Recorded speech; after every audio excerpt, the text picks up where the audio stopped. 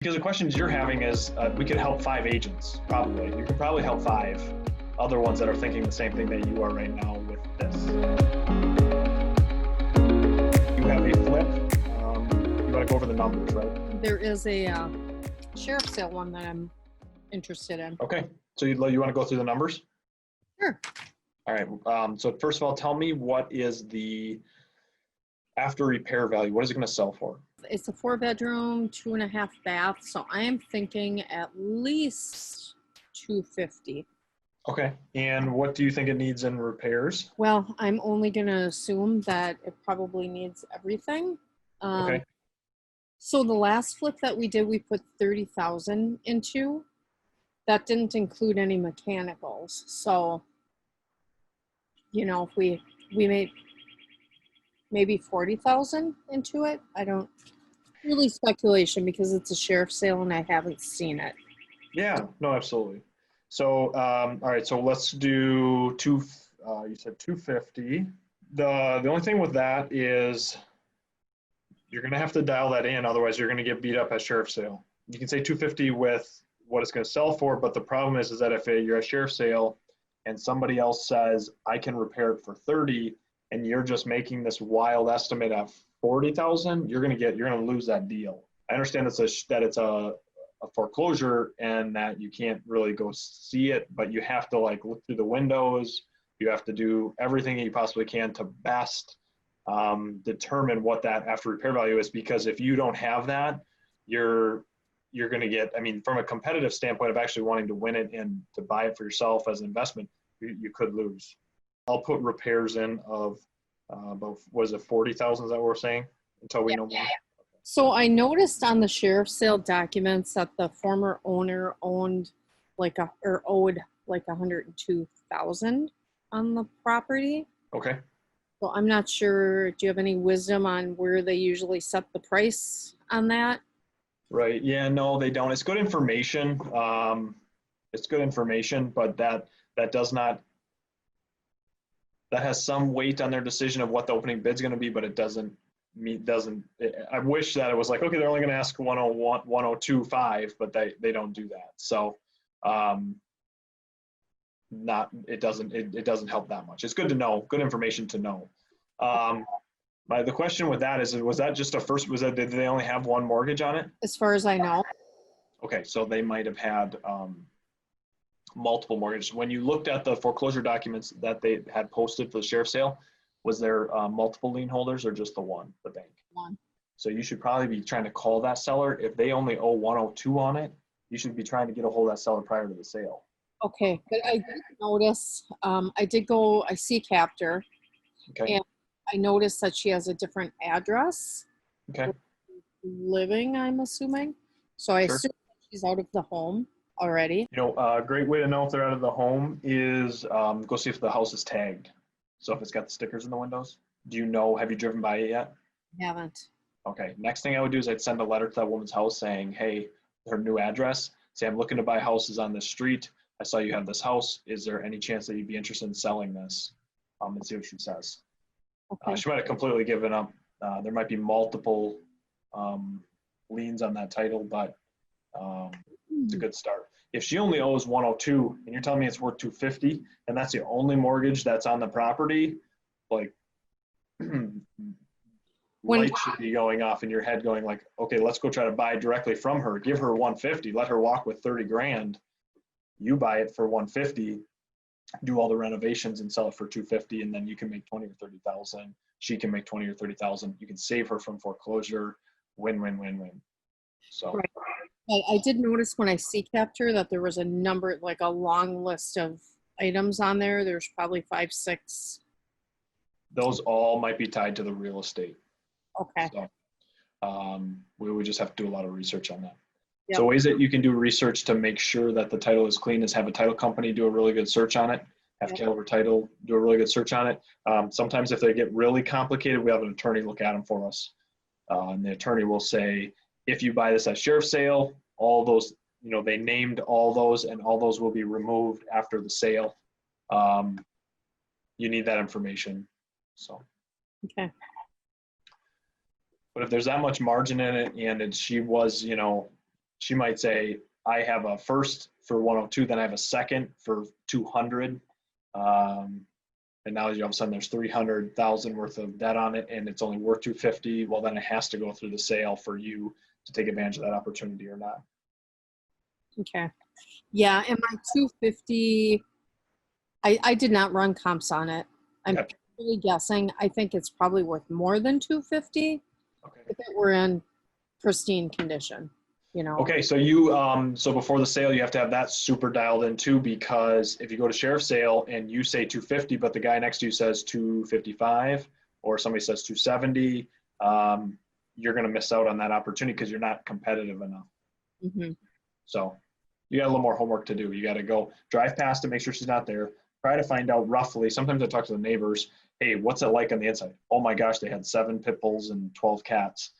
You can probably assume that it's pretty bad. The other thing a rule of thumb that I use that's not always right, but it does help me, is that if the outside looks really, really bad, like they took really, really poor condition of the outside, it's usually a good representation of how the inside's going to look. Mm-hmm. So you can tell they were kind of meticulous, and there was, a couple weeks worth of weeds, but everything else was the weeds were out of the beds, and it looks like the concrete was edged at one point.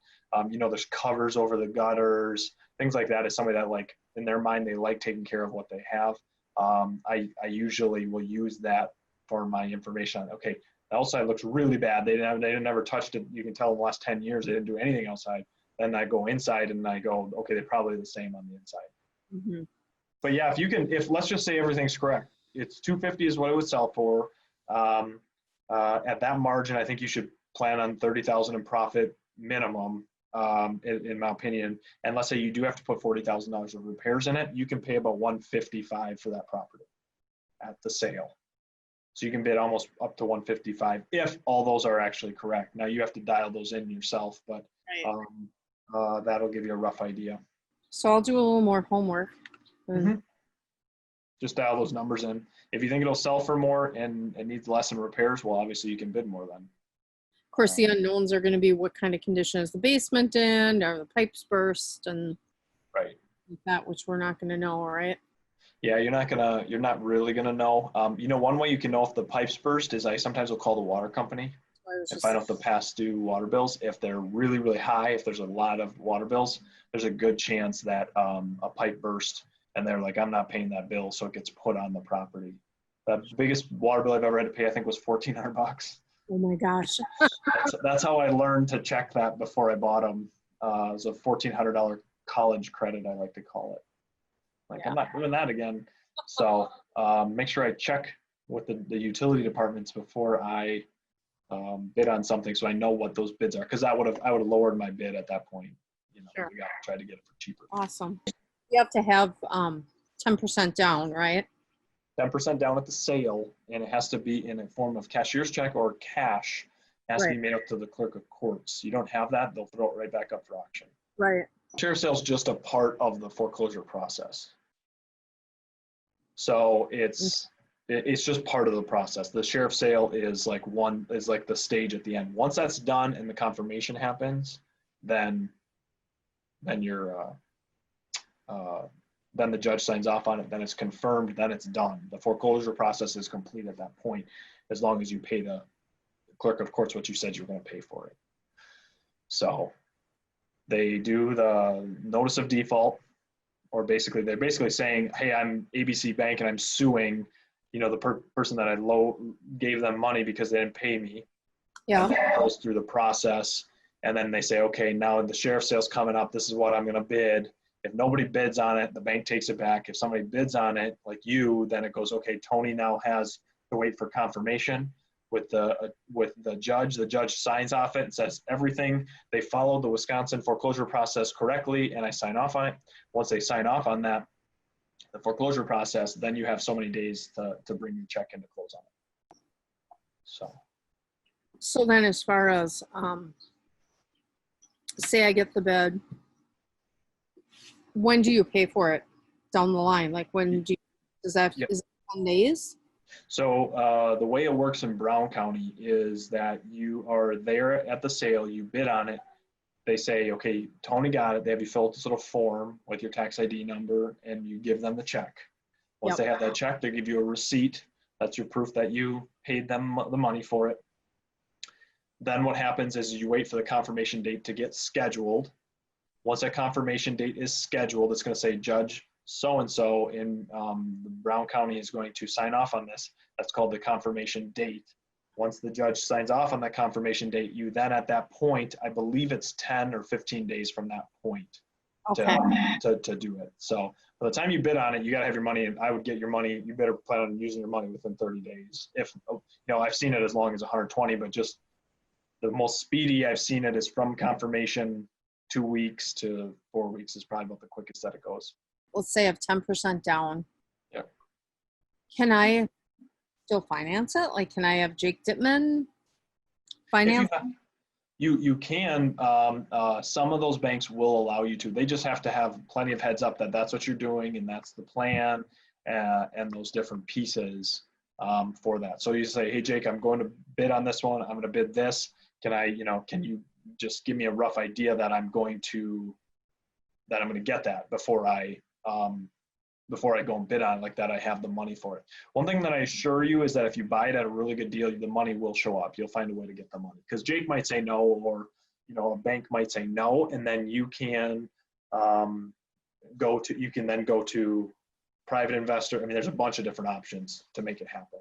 I'm sure we could be pre-approved with a conventional loan for way more than what we'd ever want to spend, but good. Yeah, and you want to try to get a rough idea on that limit, just in case you have two. You could pick up two really good 150s if you can get up to 300 or whatever, just so you have it in the back of your mind. Not that you want to use it, but just a rough idea of what you could do if you need it. yeah.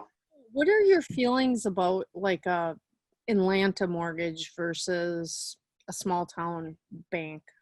I've always had better luck with Bank of Luxembourg, Greenleaf Wayside, those different types, because they tend to think a little bit differently than mortgage companies or mortgage brokers. Not to say you can't use them. Some people have amazing relationships with those people and they do wonderful things. But for all my creative stuff that I've had to do, like buying a Sherrif sale, buying direct, closing quickly, I've just had better luck with my more firm relationships that I have.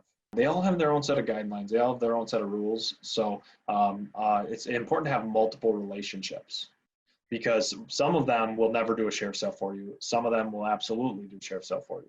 So I would just build those relationships that you want, and then understand what each one of them do. All right, dear. Well, I won't keep Sounds you. Good. All right. Thank you. Good luck. Thanks.